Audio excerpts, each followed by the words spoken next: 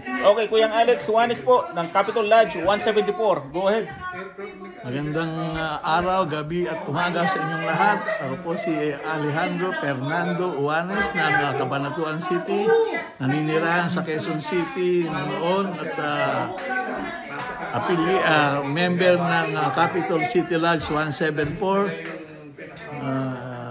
At nakatira ngayon sa Brampton, Ontario, Canada.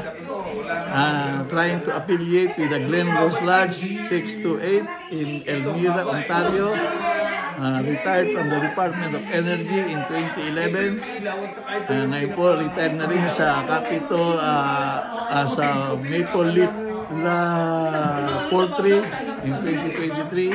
Enjoying my retired life here in Canada.